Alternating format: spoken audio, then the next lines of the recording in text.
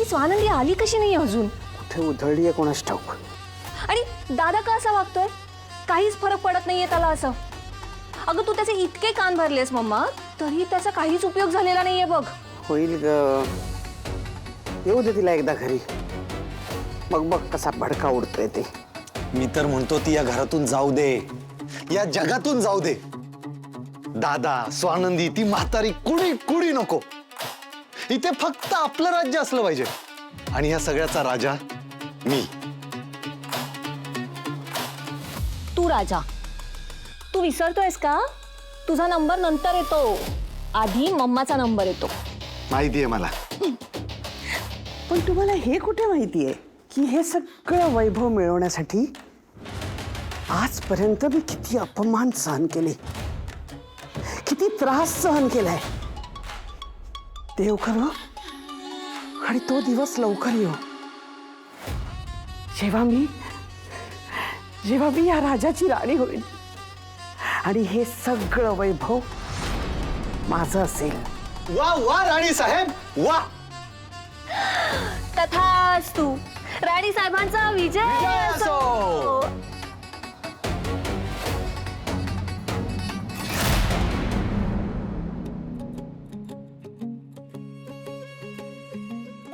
अरे आजी, हे काय तुम्ही जागेच आहात अजून?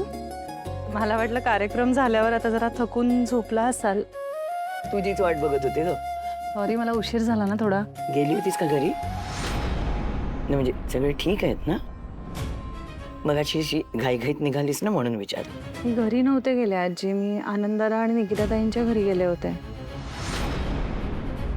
हो, राजवाडे आणि त्यांच्यामध्ये आता सध्या टेन्शन सुरू आहे, प्रॉब्लेम सुरू आहेत. म्हटल्यावर मी तिथे गेलेलं कदाचित तुम्हाला आवडणार नाही. पण आजी एक विचारू का?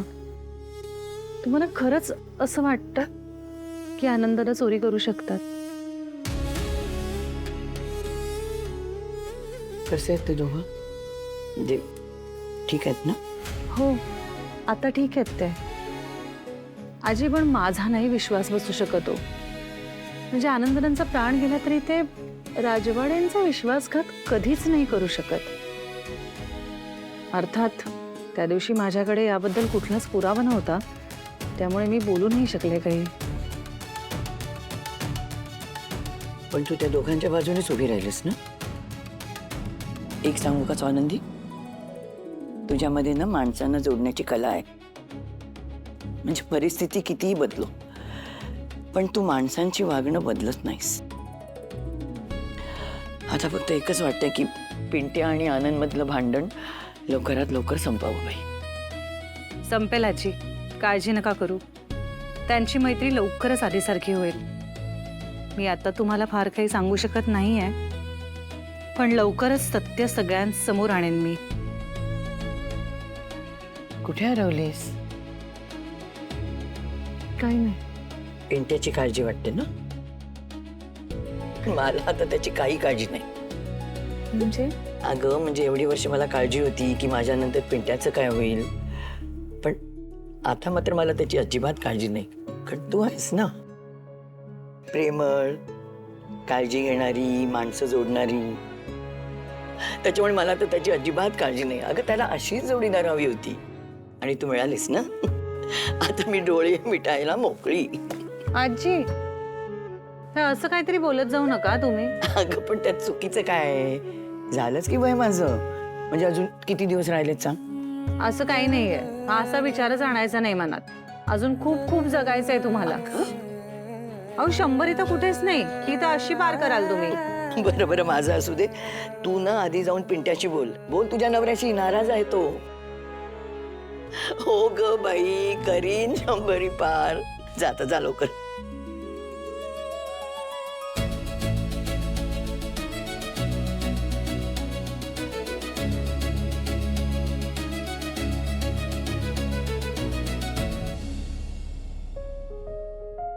हाय.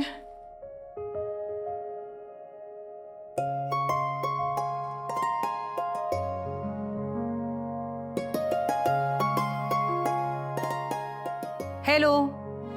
ऐकू येतं मला. मग रिस्पॉन्ड का नाही केलात?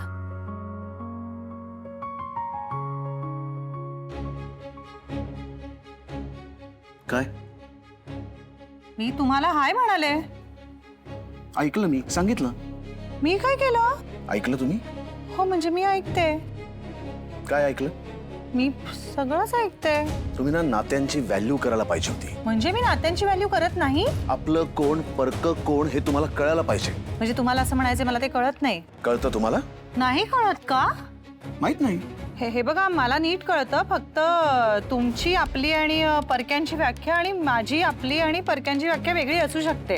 म्हणजे तुम्ही त्यांना भेटायला गेलात याचा पश्चाताप नाही होता तुम्हाला?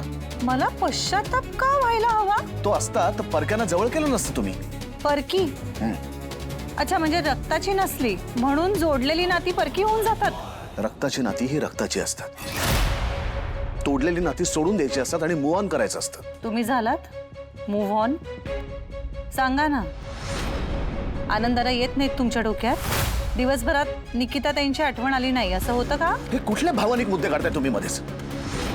मला असल्या फालतू गोष्टींवरती चर्चा करण्यात अजिबात वेळ नाही. आणि त्यांचे डोळे पुसून दमला असाल ना तर झोपा जाऊन. मलाही सकाळी 4-5 महत्वाच्या मीटिंग्स आहेत.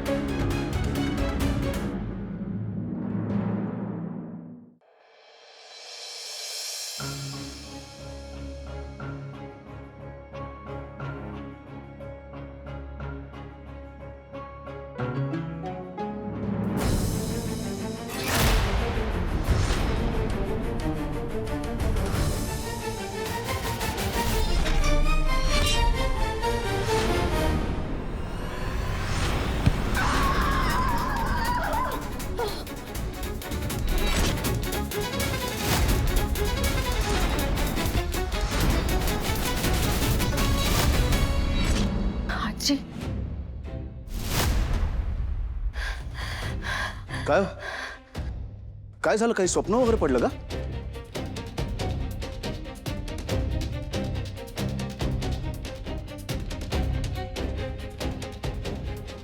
हो खूपच भयंकर.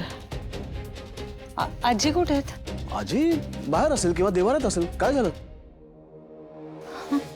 नाही काय स्वप्न होतं? नाही काही नाही. मी आलेच. अहो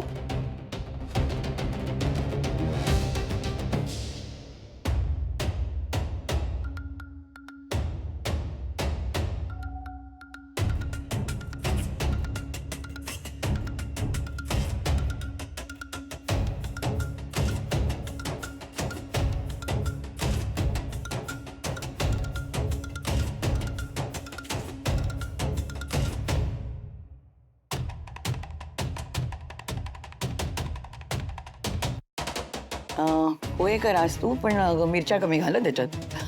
फोडणी नीट झाली पाहिजे. आणि सगळं कढीपत्ता कोथिंबीर. मी बरे आहात ना आजी? हो अगं, मला काय धाड भरली. चांगली आहे मी. काय म्हणलं